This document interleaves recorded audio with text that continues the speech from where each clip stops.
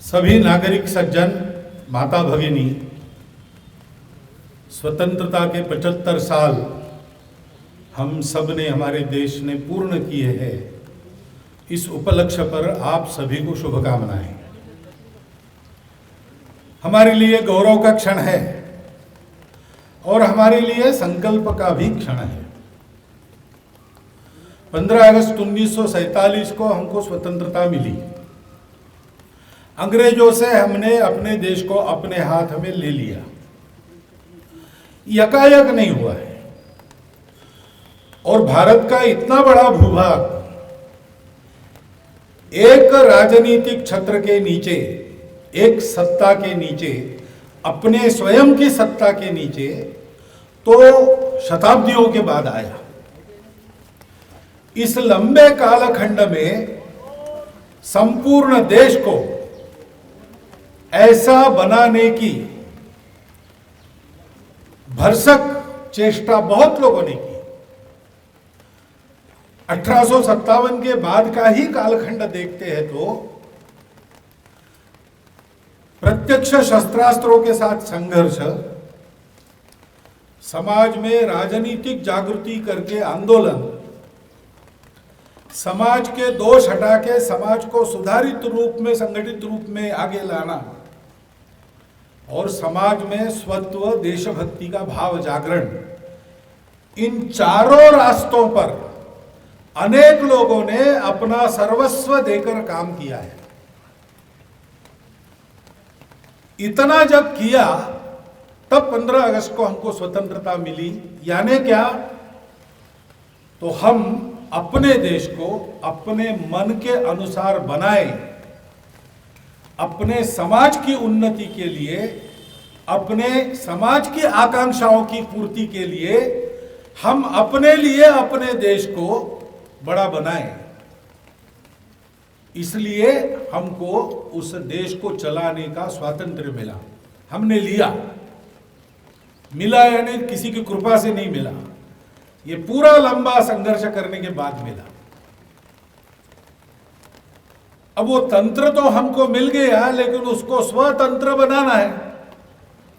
उसकी प्रक्रिया भी तब से शुरू हो गई। स्वतंत्र बनाने में अनेक बातें रहती हैं। जिनको स्वतंत्र होना है उनको सब मामलों में स्वनिर्भर होना पड़ता है। विश्व से संबंध तो रखने पड़ते हैं, लेकिन अपनी इच्छा के अनुसार हम रख सके इतना सामर्थ्य कमाना पड़ता है। जिनको स्वतंत्र रहना है, अपने स्व का तंत्र खड़ा करना है, उनको अपनी सुरक्षा के बारे में एकदम पक्का चाक चौबंद होना पड़ता है और अपने स्व के आधार पर युगानुकूल पुनर्रचना तंत्र की करनी पड़ती है। अपनी संविधान सभा से इस प्रक्रिया का प्रारंभ हुआ। यह प्रक्रिया भी लंबी चलेगी, क्योंकि हमने अपने प्रकृति के अनुसार, अपनी इच्छा के अनुसार, अपनी आकांक्षा के अनुसार अपने देश को चलाने का प्रारंभ 15 अगस्त 1947 को शताब्दियों के बाद किया। तब तक तो कभी सिकंदर, कभी कोई वही अपने उद्देश्यों के लिए हमारे देश को चलाते थे। और इसलिए ये लंबी प्रक्रिया चलेगी। उसमें वही परिश्रम, वही त्याग आवश्यक है। हमारा राष्ट्रध्वज बताता है हमको कैसा देश गढ़ना है। वो देश दुनिया में बड़ा होगा तो क्या होगा? तो वो अन्य लोगों पर राज्य नहीं करेगा, डंडा नहीं चलाएगा। वो तो अपने त्याग से दुनिया को गढ़ेगा, दुनिया के हित के लिए त्याग करेगा।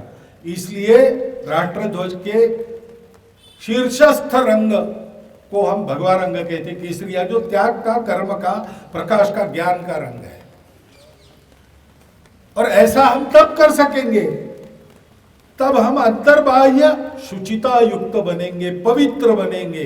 अपना स्वयं का मन विकारों से ग्रस्त नहीं होगा, शांत होगा। इसलिए दूसरा रंग सफेद है। और यह हम तब कर सकेंगे जब हम अपने देश को पहले खड़ा करेंगे, तो सब प्रकार की समृद्धि का, लक्ष्मी जी का प्रतीक हरा रंग उसके बाद में है। और यह सब हम करेंगे बाय हुक और क्रूक, ऐसा अंग्रेज में कहते हैं, ऐसा नहीं। यह हम सब समाज की, मानवता की, पर्यावरण की, सृष्टि की धारणा का धर्म पालन करके करेंगे।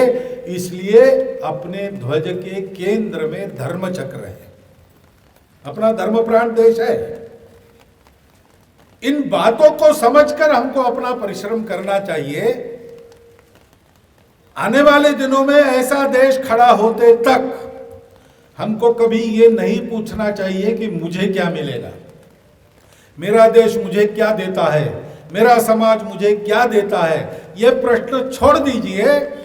मैं अपने देश को क्या दे रहा हूं, मैं अपने समाज को क्या दे रहा हूं, मेरी उन्नति में मेरे समाज की, देश की उन्नति हो रही कि नहीं, इसका विचार करके ही मैं अपना जीवन जीऊं, इसकी आवश्यकता है।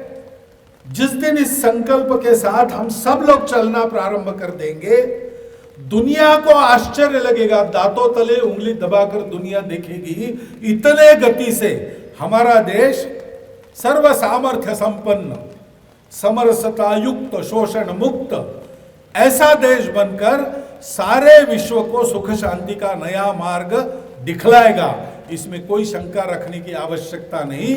हमारे देश के सब पुरोधाओं ने इस आशावादिता को, इस भविष्यवाणी को प्रकट किया है। उनकी इस आशा को साकार करने के लिए हमारी भी ये आकांक्षा है। उस आकांक्षा के संकल्प पर पक्का होकर हम लोगों को आज इस झंडा वंदन के कार्यक्रम से इस संकल्प के साथ विदा होना पड़ेगा।